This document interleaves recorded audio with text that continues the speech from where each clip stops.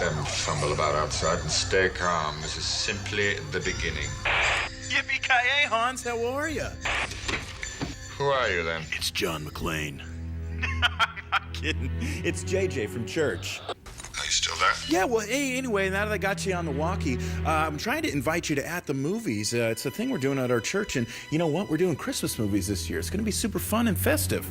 This is very kind of you. Yep, there's going to be free popcorn, and it's going to be on every one of our physical campuses, including Bellflower with Pastor Marcos. See if he's lying about Marco and find out if anyone else is missing. Sorry, I overheard that. It's Marcos with an S. How does he know so much about this? Yeah, so anyway, Hansi, what are your favorite Christmas movies? John Wayne, Rambo. Okay, well, I hate to break it to you, Hans, but those are not Christmas movies, not even in the slightest. Well, anyway, I hope you can make it. Great to catch up. Hope the wife and kids are doing well. Give them my best. But yippee-ki-yay, buddy. Hope to see you soon. At the Movies, coming soon. Hello? Does anyone know where the exit is? Anybody? Hello everyone, and welcome to another great week here at Eastside. We're just about a week and a half away from our biggest event of the year, Christmas at Eastside. So grab the invites on your campus or send people to eastside.com/Christmas to help spread the word. You're not going to be disappointed by the awesome program our creative teams and changemakers have put together this year. So pray boldly and invite boldly. God's power can move through your kind invitations. And if you're too far from the campus, invite someone to a Christmas at Home watch party in your own home. A watch party is a great way to share the hope of Jesus with those close to you who may not be willing to come to a church building. Go to eastside.com/online to register your watch party today. When you do, we'll send you instructions on how to host a great party, along with some physical invite cards you can use to invite people over. Now it's time to get our program started, so let's join our worship team on stage. Eastside starts right now. Welcome to Eastside, where we gather, all of us, each in different stage of our spiritual journey, young and old, all races and colors. We don't exist for ourselves, but for people. People that haven't been invited, people that haven't been cared for, who have walked away from God. People have a past that pushes others away. It's about the hurting and those who have lost hope. We gather as one church, not as individuals, not as separate campuses, but as a family pushing towards the same thing, knowing that Jesus was not for the select few, but for all of us. We believe Jesus is the hope in a world of darkness, and it's through his church that the world will find light. We believe who we choose to be today will determine the world of tomorrow. So we have a vision. To begin each day with purpose. We have a vision. To begin each day with purpose. To open our hearts and minds to learn something new. To let go of our comfortable living to reach the searching, the broken, the hurting. To focus on what really matters. To band together and fight against the darkness. A vision to be the church Jesus called us to be. This isn't just a church. Eastside is a movement of people who gather together with Jesus, declaring, this is for everyone.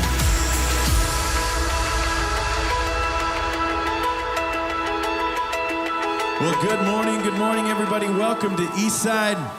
So glad that you're with us this morning. If you're able, would you stand with us as we worship together?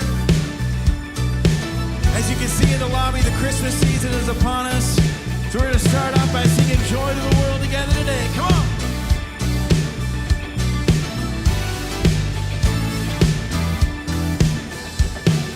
Joy to the world, the Lord is come. Let earth receive her King. Let every heart prepare him room. And heaven and nature sing. And heaven and nature sing. And heaven and nature sing.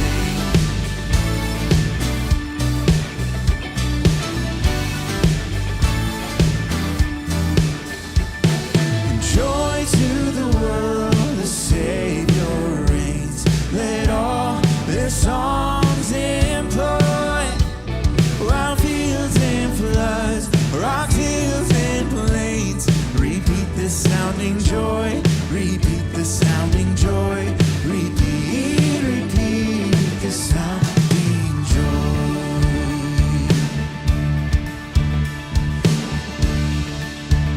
Well, sing it out. Sing joy to the world. Sing joy to the world. Joy to the world. Joy to the world. Joy to the world. Sing joy to the world. Joy to the world. Joy to the world.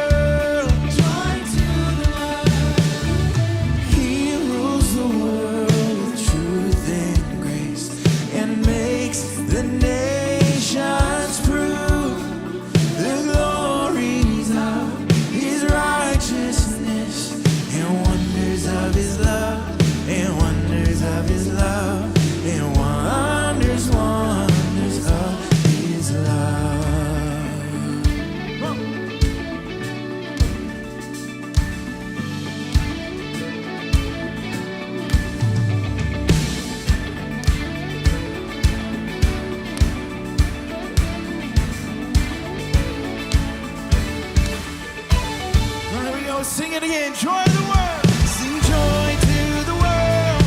Joy to the world. Joy to the world. Joy to the world. Sing joy to the world. Joy to the world. Joy to the world. Joy to the world. Sing joy to the world. Joy to the world. Joy to the world. Joy to the world. Sing joy to the world. Joy to the world. Joy to the world. Joy to the world. Eastside, we're singing a new song that talks about worshiping a God who's worthy of all our praise. So let's raise our voices and let's sing together. We start singing, blessed are those.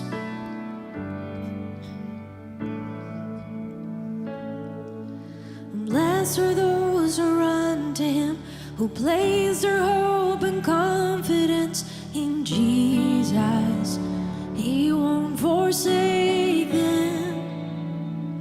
And blessed are those who seek His face, who bend their knee and fix their gaze on Jesus. They won't be shaken. Come on and praise the Lord with me. Sing if you love His name.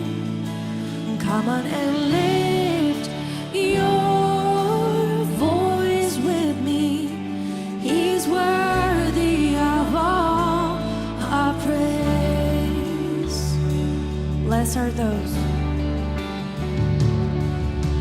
Blessed are those who are with Him, whose hearts are set on pilgrimage with Jesus. They'll see His glory. Blessed are those who die to live, whose joy it is to give it all for Jesus and for Him only. Oh, Jesus, oh, for Your glory.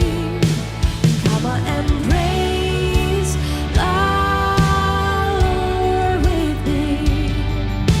Sing if you love His name.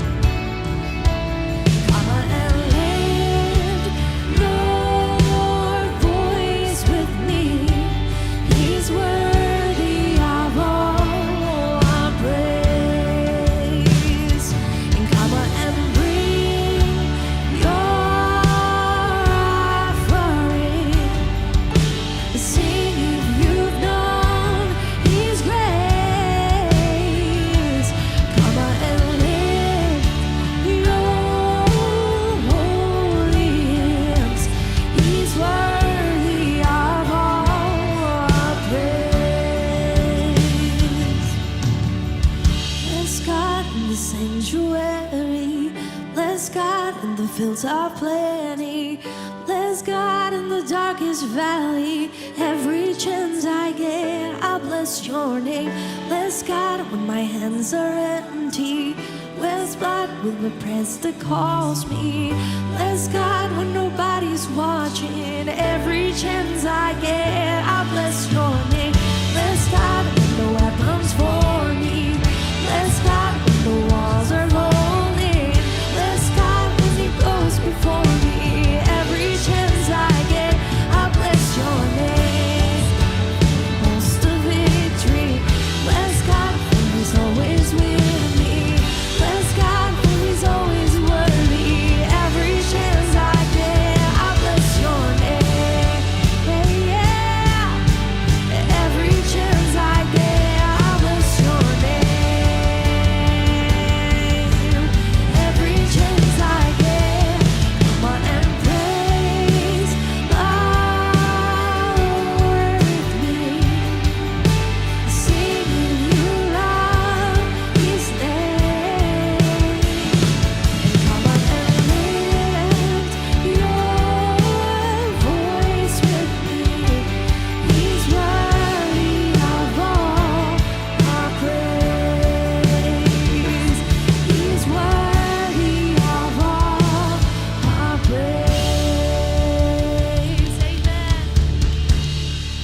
continue to worship together. Let's sing with all our hearts.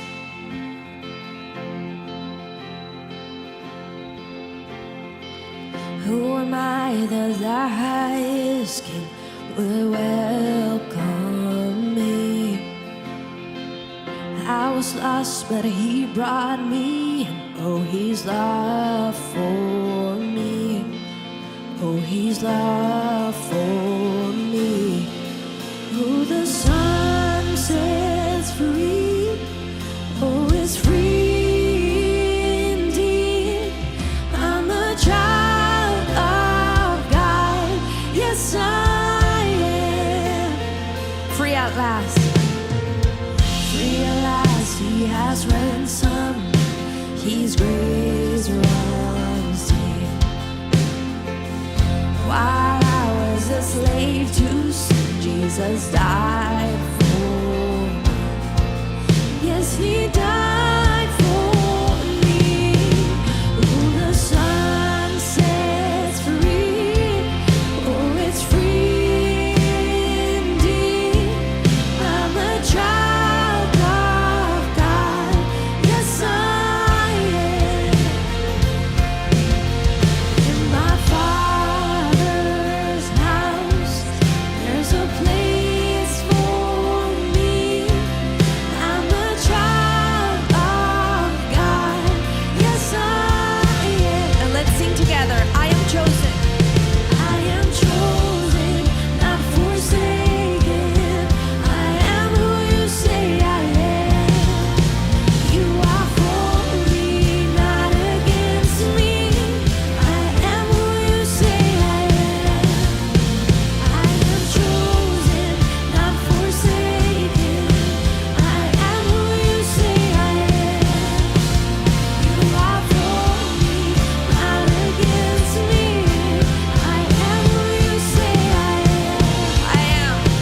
I am who you say I am. Who the Son sets free, oh, it's free indeed. I'm a child of God. Yes, I am. In my Father's house, there's a place for me. I'm a child of God. Yes, I am. And we sing together. In my Father's house, there's a place for me. I'm a child of God. Yes, I am. Amen.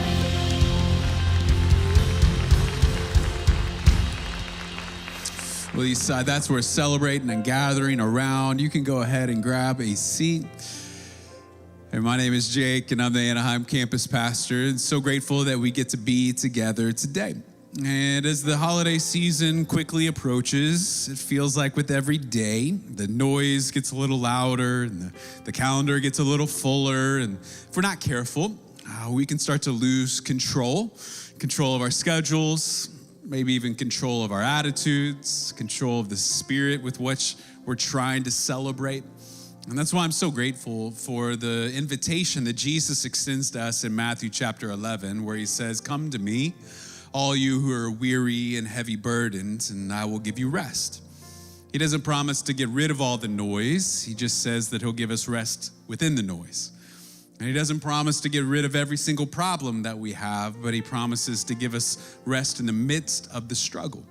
And instead of us being on some religious treadmill to where we're trying to prove to God that we can be good enough, that we can be lovable, that we can earn our way into his love, instead, Jesus says that we can rest because of what he has done on our behalf.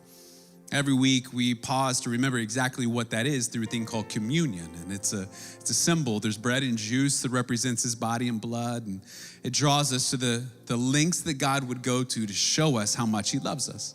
If you didn't grab communion on the way in, all you need to do is raise your hand, and one of our awesome volunteers, our change makers, they'll make sure you have what you need. And if you're watching online, we want to welcome you and encourage you to participate with what you have available wherever you're tuning in from. And if you're new to all this, new to God, new to faith, new to church, man, there's zero pressure for you to participate at all. We're just glad you're here. And you can reflect on what you've already heard today, but you should also know that our heart's desire is that someday you will know the freedom and the hope and the joy that is only available in Jesus. For those of us that are followers of Jesus, this is our opportunity to remember, so you can take communion in your own time.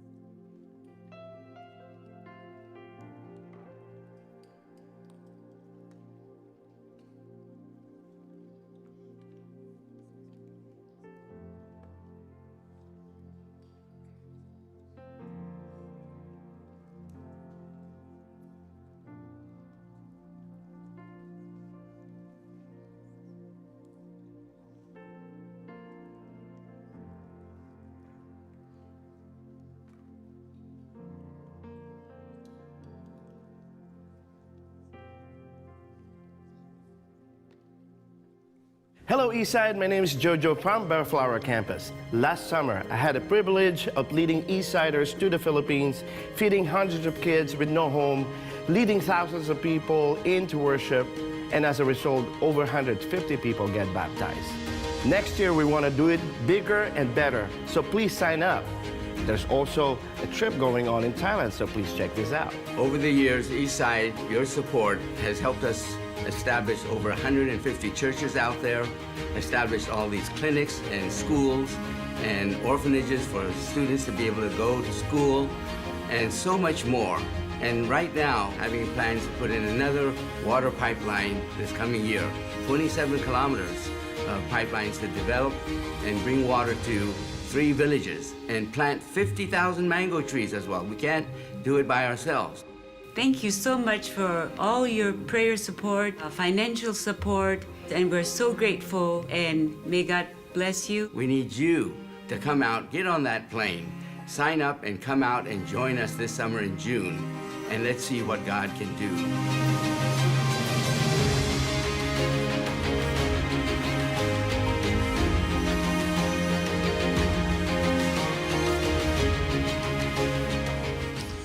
Well, friends, you are only a couple weeks away from 2024, and that means that you can start thinking about your goals for this next year. And I would love to add a goal onto your list of you participating in a global compassion trip, because I know that 2 things are going to happen. Number 1, you're going to make a difference on the ground with the people that you serve. And then also, God is going to do something inside of you.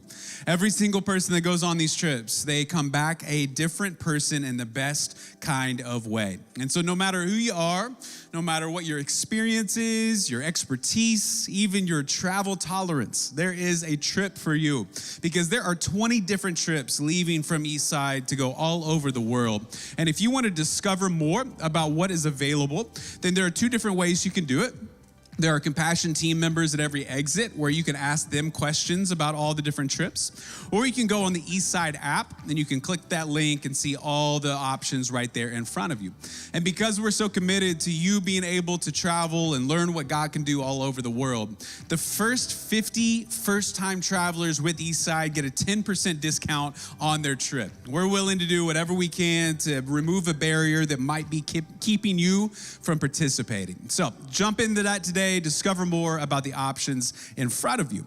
And if you weren't with us last week, then you missed out on Gene celebrating the unfinished commitments and the big number that God has brought to this church so that we can continue having ministry impact for years and years to come. So if you missed that message, I encourage you to go on the app or the website, and you can find that there. It is incredibly encouraging as we celebrate with all of you who either said you'll finish strong your unfinished commitment.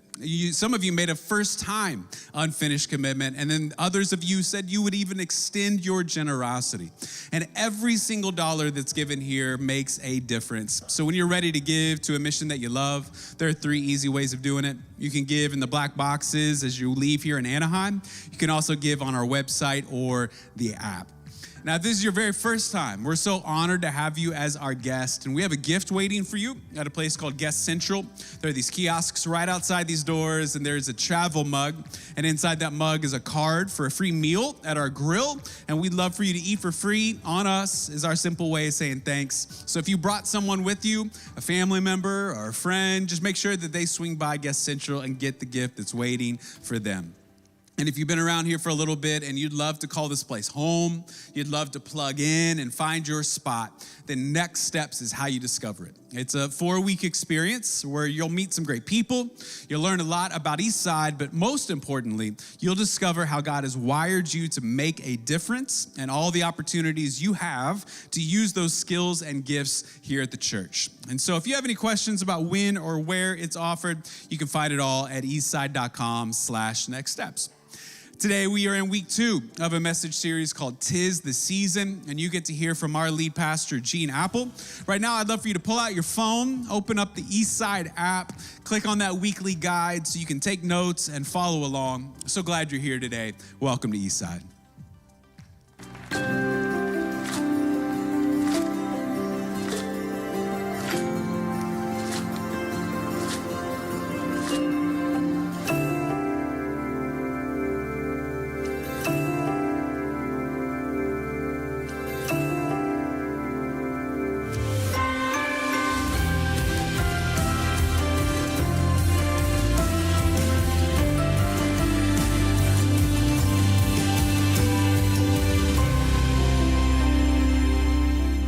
Well, what's up, Eastside? You doing good?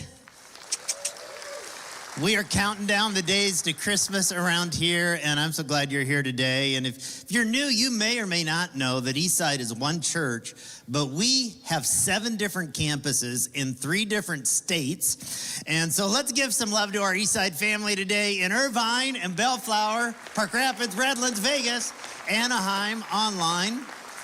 And by the way, we want to extend our love and prayers for those of you in Vegas after the tragedy on the UNLV campus this week. We love you guys. We're standing with you all across our Eastside campuses today. And when one part of us hurts, we all hurt, and we're with you.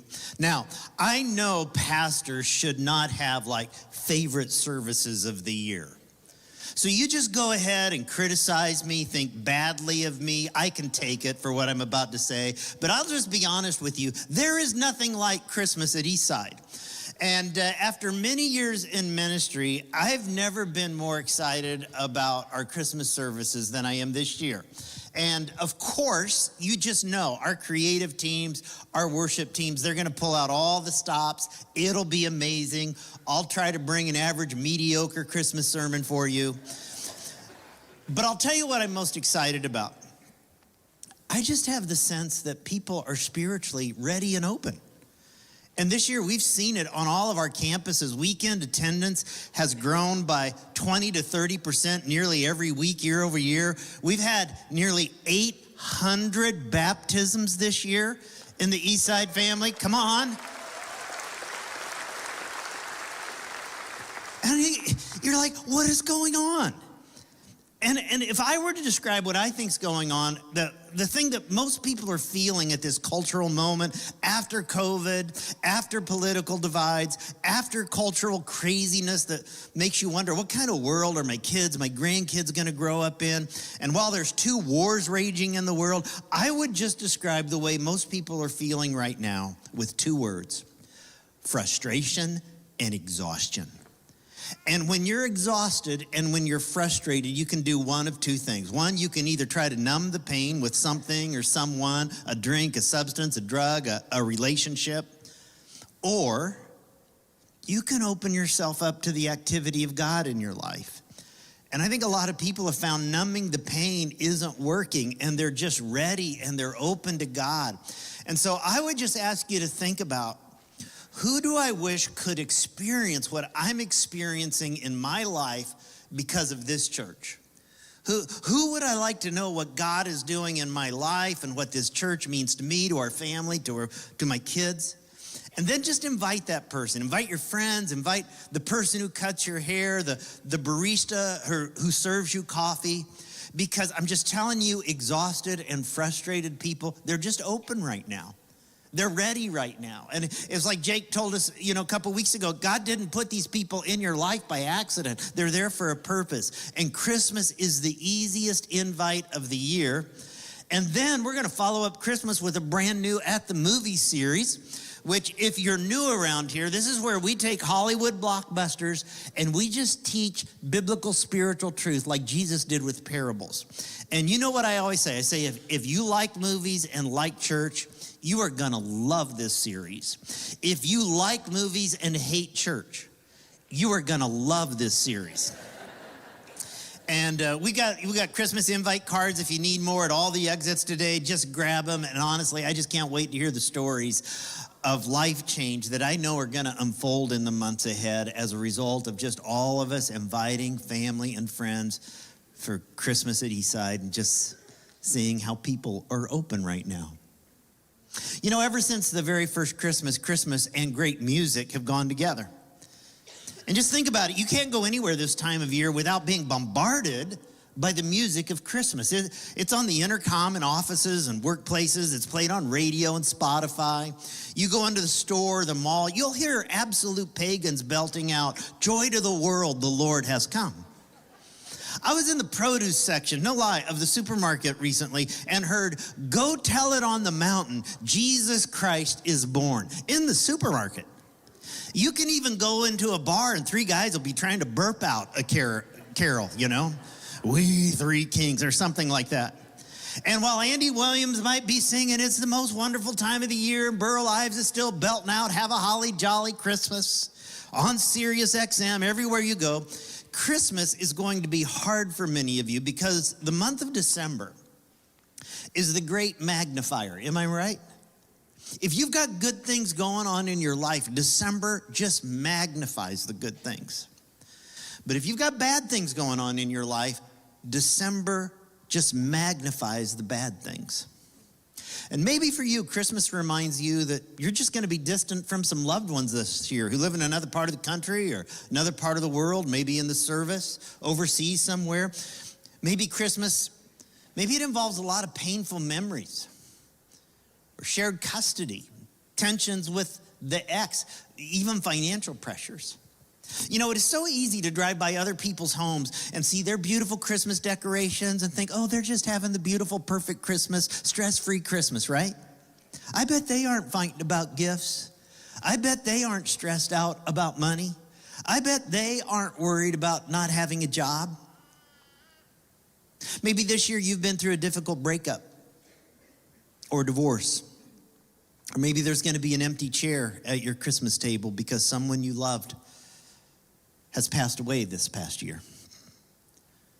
Or maybe it was years ago that you lost them, but this time of year you miss them more than ever. One of the reasons I love the original Christmas story is because it was far from perfect. We see all these quaint, peaceful images like a Hallmark moment on Christmas cards of the first Christmas. Here's the Holy Family. It's kumbaya. Everything is amazing. But the truth is, Joseph and Mary went through a significant season of trial and hardship.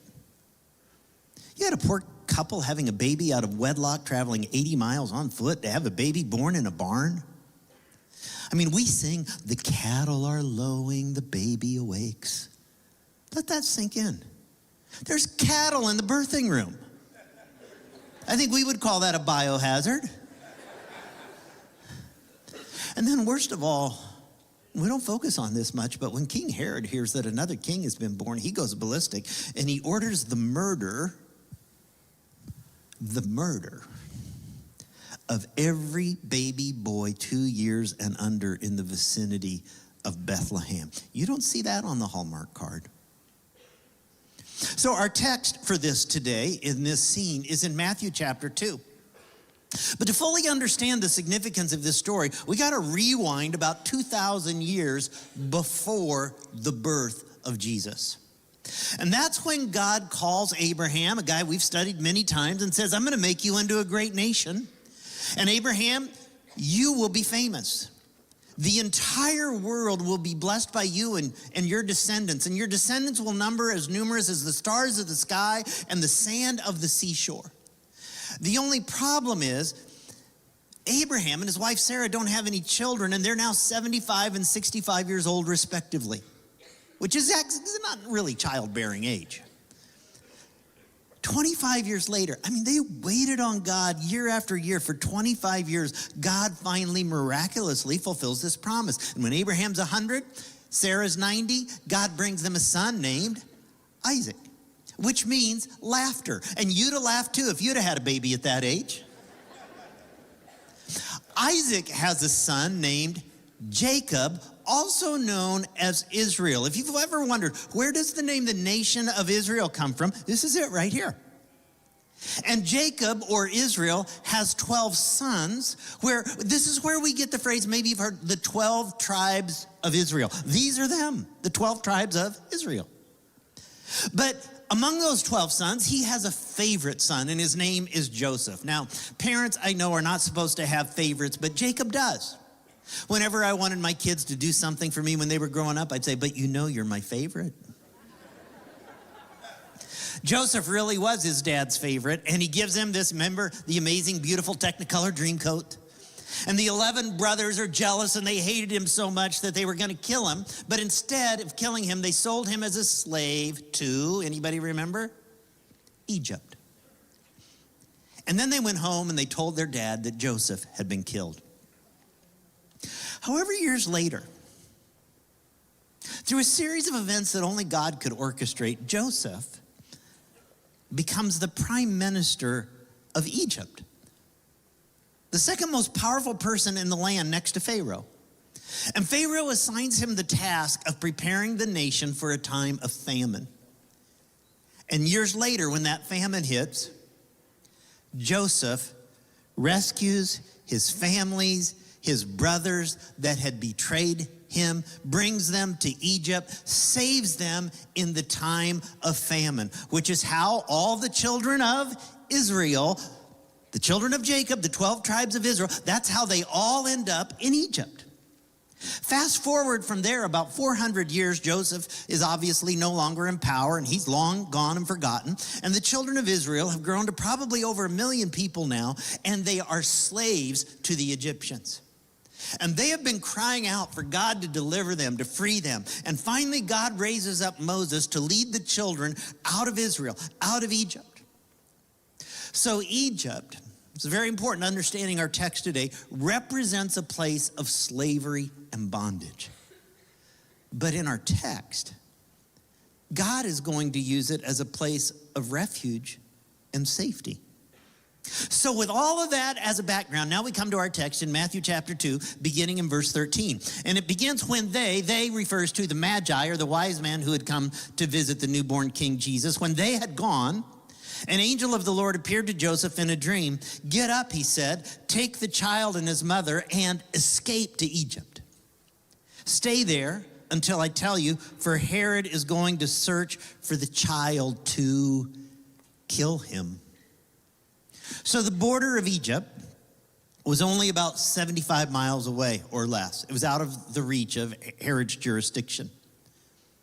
And no doubt they used the extravagant gifts the wise men had brought them, remember, gold, frankincense, and myrrh, to pay for their trip, to pay for their living expenses while they're in Egypt.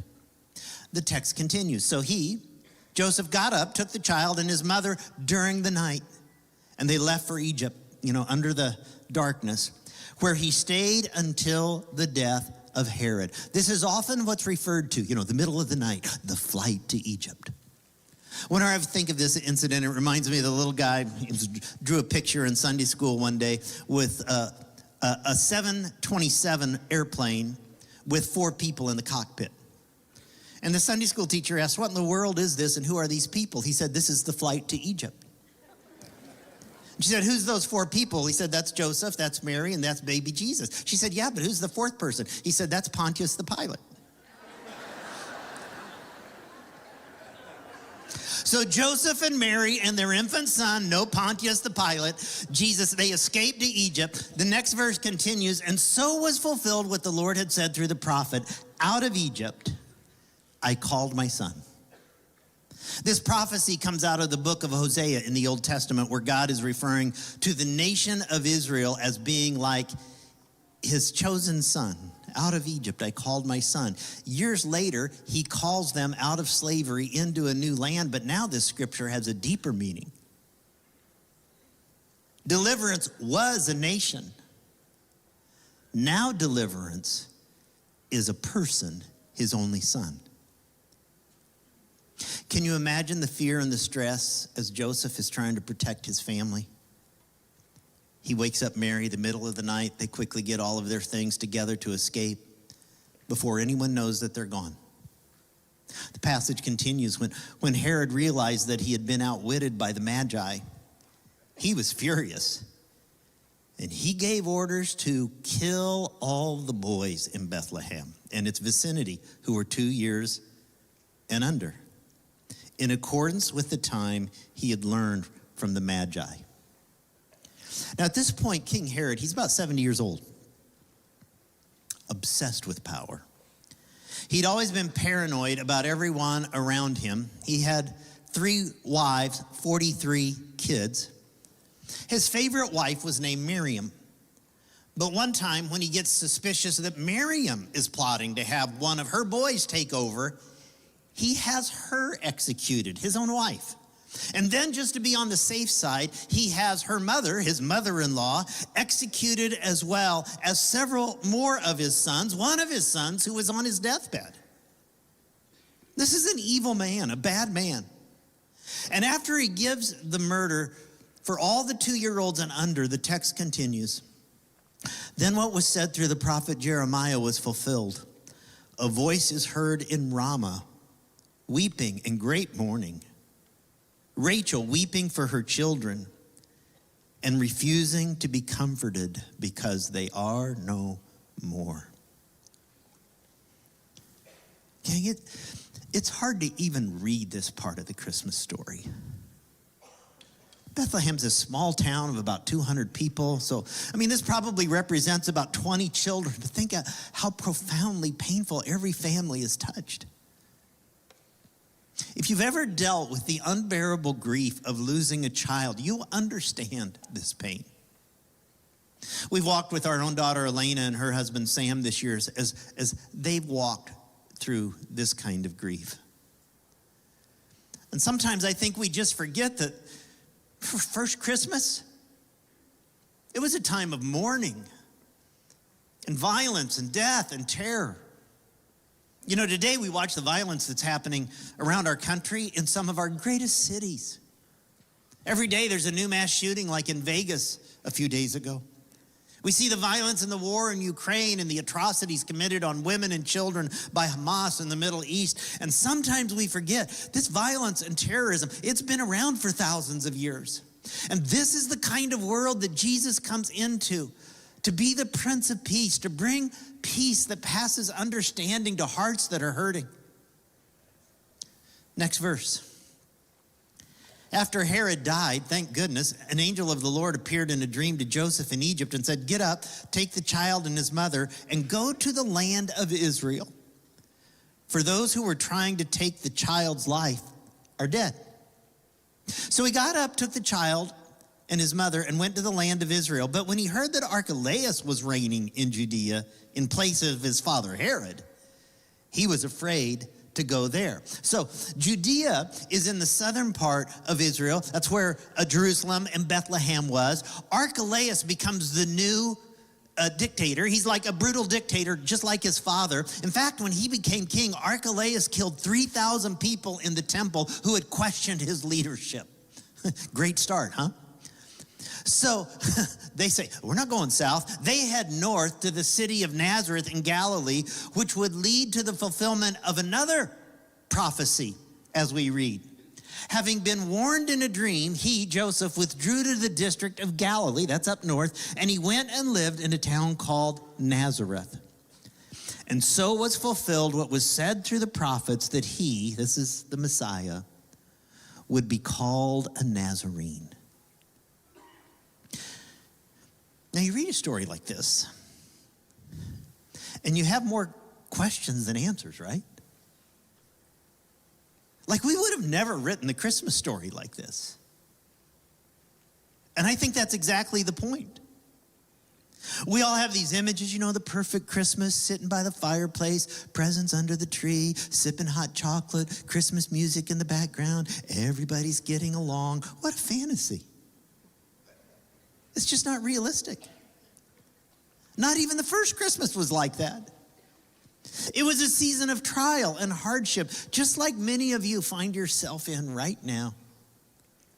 So if I could, I'd like to get very practical with you and help make this like really personal for you by drawing out a couple of applications.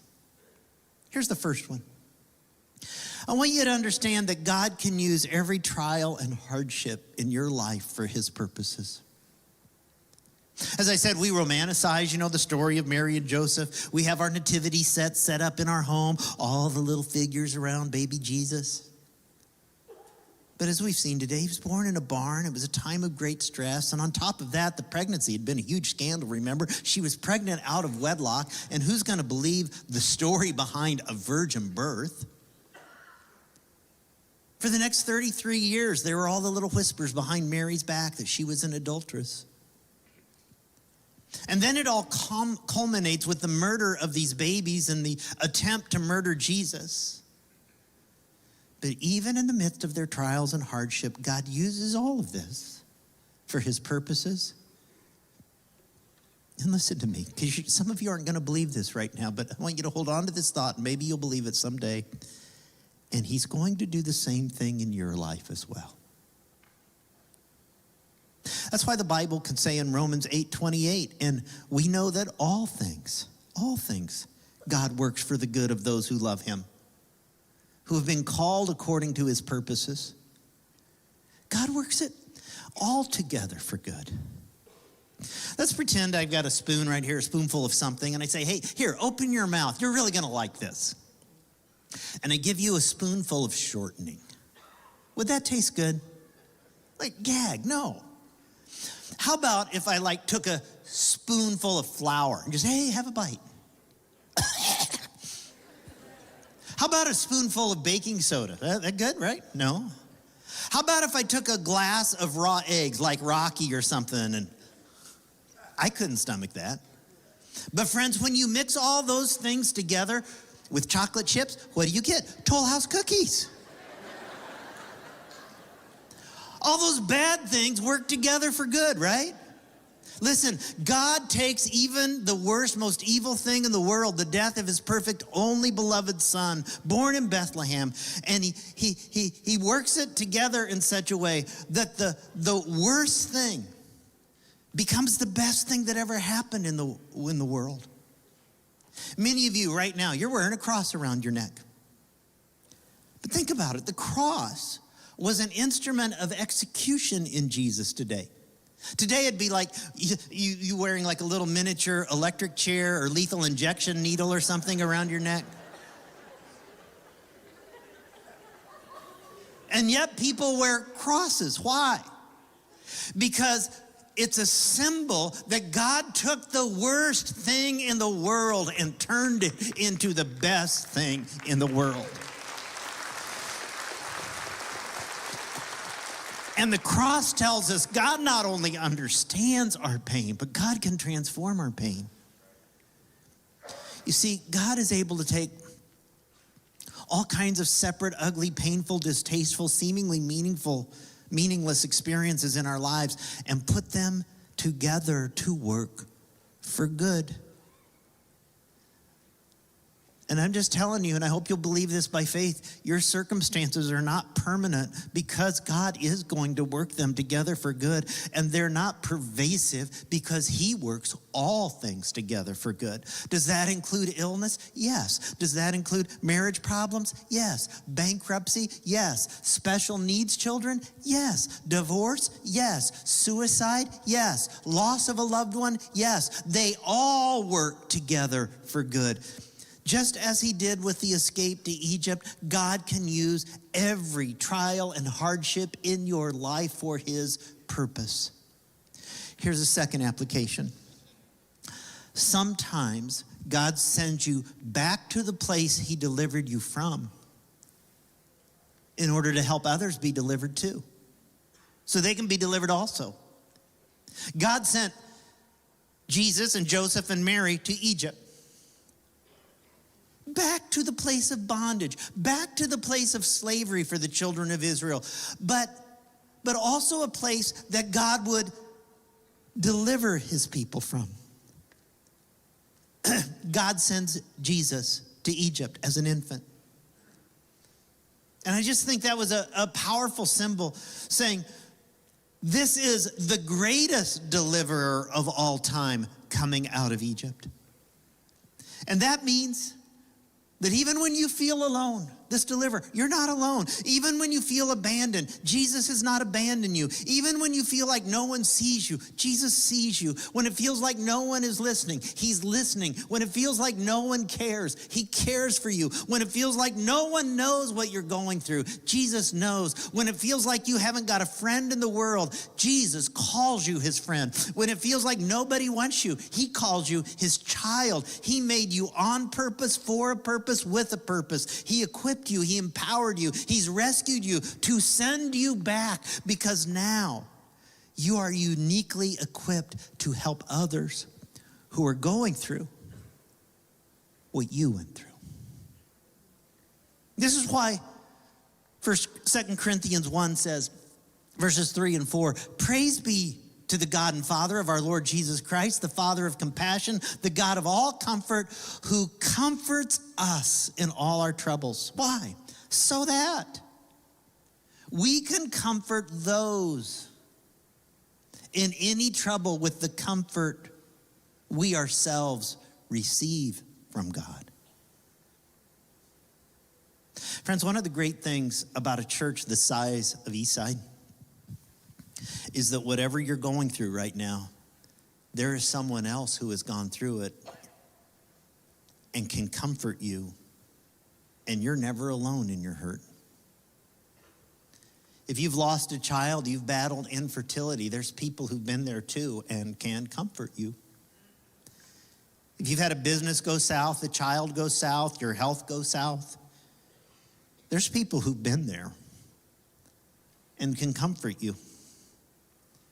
You've gone through a divorce, you're raising kids as a single parent, you're struggling to care for an aging parent. There's people there right now and can comfort you. You've made some bad moral mistakes, you need recovery for an addiction, you're struggling, you're grieving. There's people who've been there and can comfort you. Sometimes God sends you back to the place he delivered you from, so that you can help others be delivered too. That's basically the story of my friend Michael. Michael's a drummer on the worship team at our Bellflower campus. And here's his story. Just take a look. I came to Eastside the fall of 2011. My wife was at a care facility, and I found out it was very close to the care facility where I could see my wife, and I was there a lot. So I went, and I never left. Eastside has been a great home for me. I didn't have much of a home, obviously, after my wife passed away. I could be having a meltdown, and many times I did. I was just crying out because I didn't understand what was happening, but being around others and even having someone just say a kind word, that was the first step to healing, knowing that I actually had a family around me. The Celebrate Recovery programs, specifically Grief Share, was the ministry that helped me unpack just everything that was happening to me. I mean, mentally, physically, emotionally. And just the few interactions I had with people really opened up my eyes to see that there were a lot of other people going through similar things that I was dealing with. And that I could have a conversation and knew I would be understood. That's when things really started to change, where I lost the anxiety, fell by the boards. I started to find joy. I have brothers and sisters I can talk to now. I have a church family that, come hell or high water, they've got my back, and I've got theirs. I don't know what I would have done without it.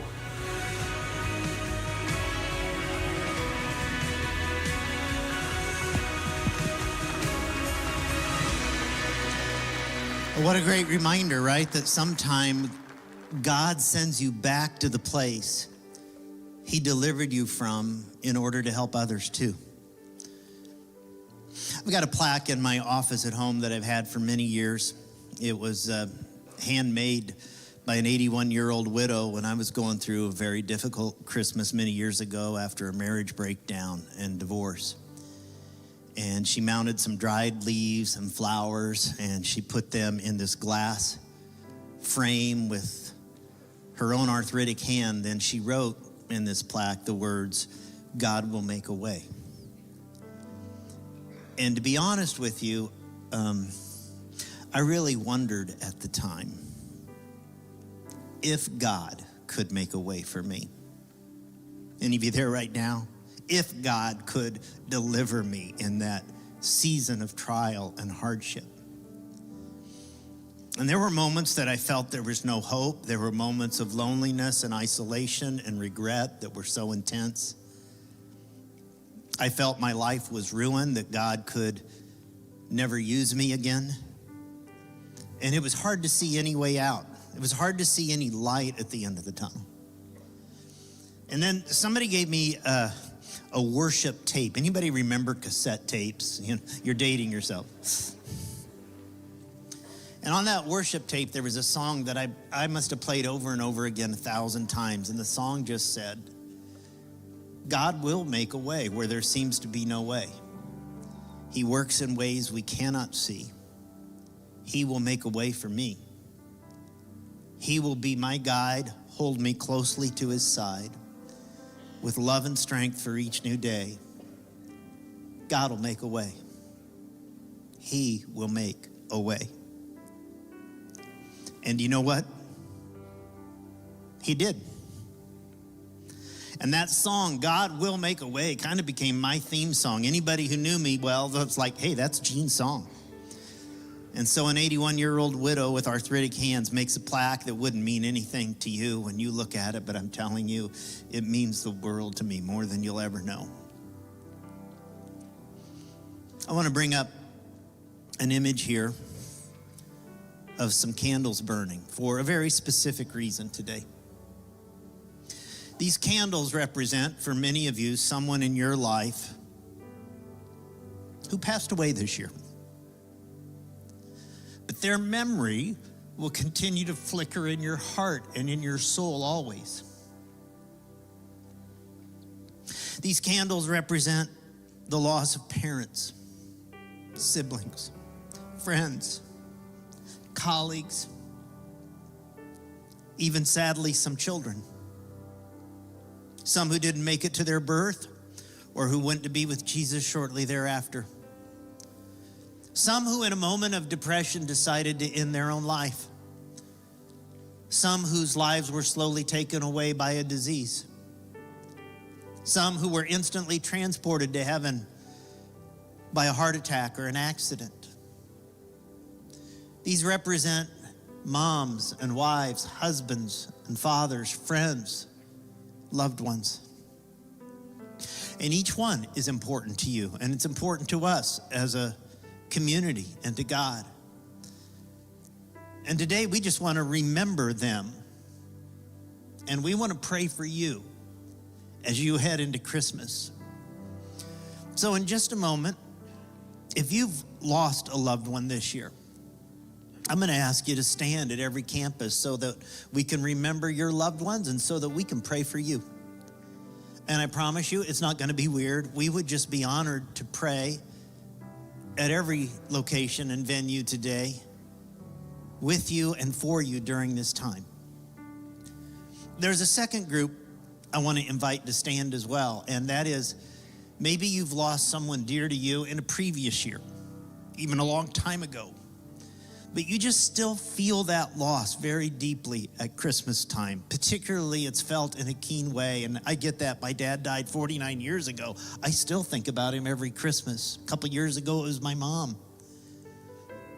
And I just feel like this is a time as a family, a church family, and as a community that's really important for us. So if I've just described you in one of these two groups, we would like to pray for you today. And so would you just right now at every location, you don't need to be afraid. And I know it'll take a little bit of courage, but would you just stand right now so we can pray for you?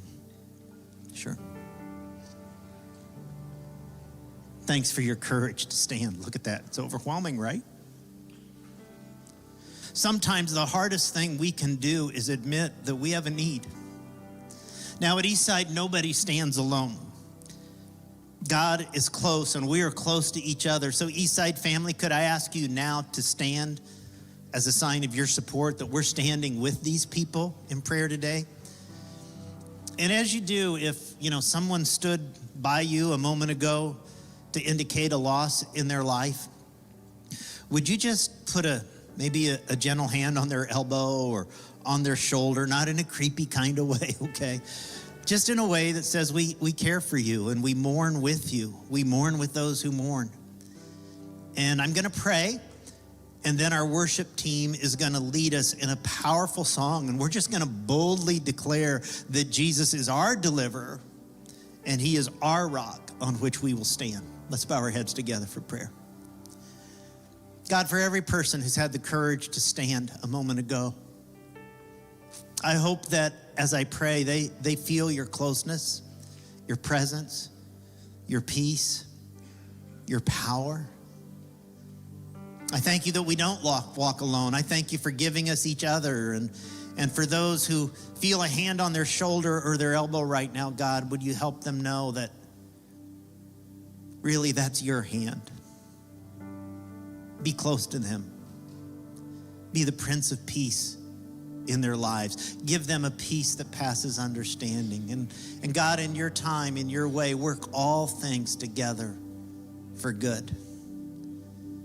God, today we remember right now the men, the women, the sons, the daughters, the moms, the dads, the children who are no longer with us. And we thank you for them. We are so grateful they were a part of our lives. And we just pray that you would be our comforter and our strength. And Lord, I can't help but think that our neighborhoods, our schools, workplaces, families are just filled with people who need this kind of hope, who need this kind of peace for their souls. And maybe you could use us to help deliver them with the power you've delivered us. So I pray that would happen. And the Christmas at Eastside experiences, and that you'll really use those services just to bring hope to others, not just into our lives, but their lives as well. And we lift all these prayers today, God, in the name of our Prince of Peace, Jesus Christ. And everybody said, amen.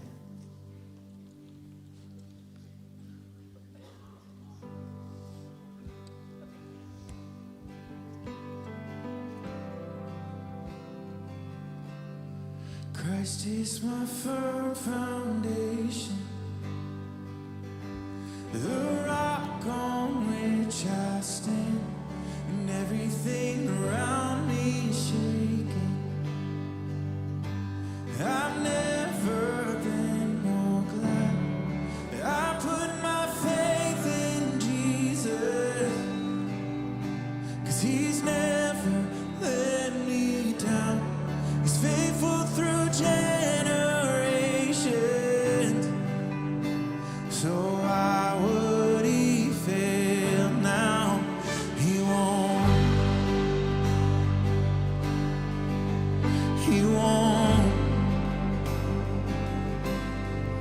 I've still got joy in chaos.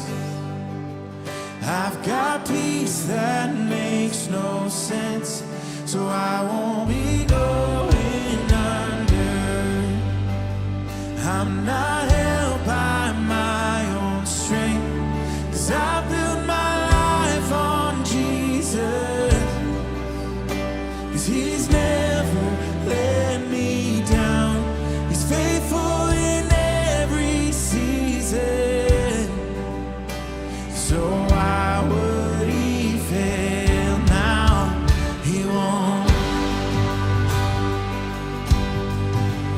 He won't. He won't fail. He won't fail. He won't. Christ is my firm foundation, the rock on which I stand, when everything around me is shaking.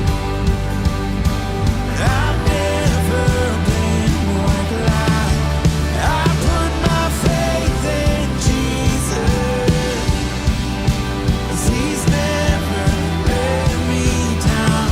He's faithful through generations. So why would we fail now? He won't. He won't. He won't fail. He won't fail.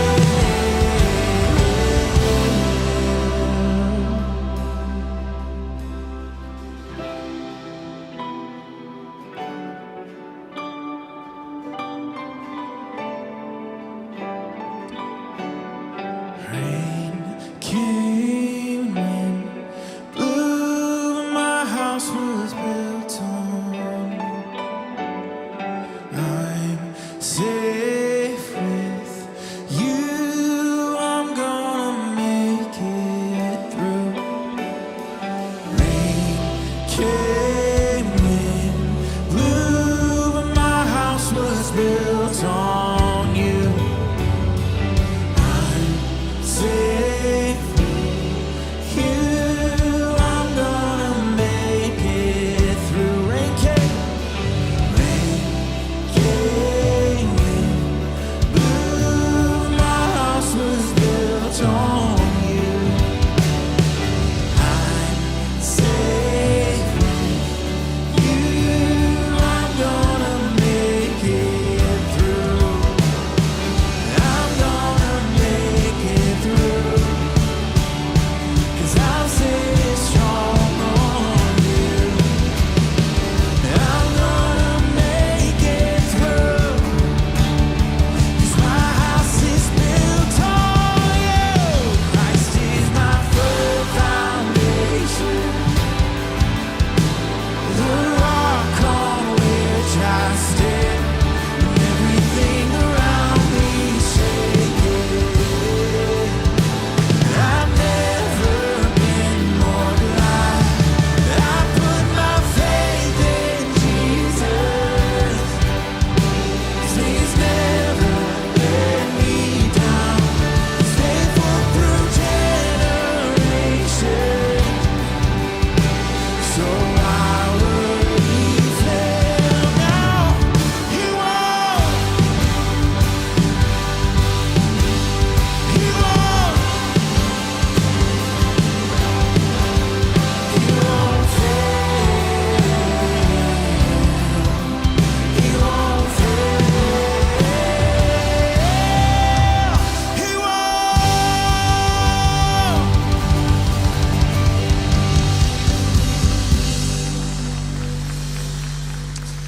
Well, Eastside, I hope you're so encouraged by that message of hope. And here's what I know. Is that there is someone in your life, someone that you know, someone that you love, that needs that same hope. And so you and I in the coming days have an opportunity to invite them to find the hope that is in the Christmas message. And so on your way out, grab some invite cards, be praying about who you want to bring with you to Christmas at Eastside.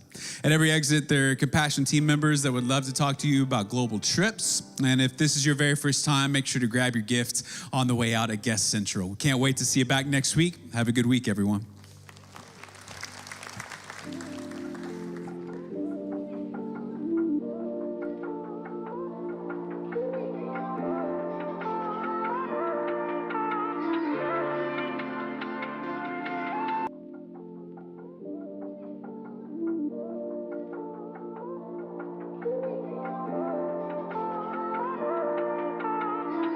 Well, thank you, Gene, for reminding us that even in our darkest times, God is moving and God is present with us. Sometimes it helps to remember there are others going through similar hardships. Eastsiders go out of their way each year to help people around the globe experiencing difficulty. If you'd like to be a part of our global compassion trips next year, signups are open to join a team. Just go to eastside.com/global for all the information.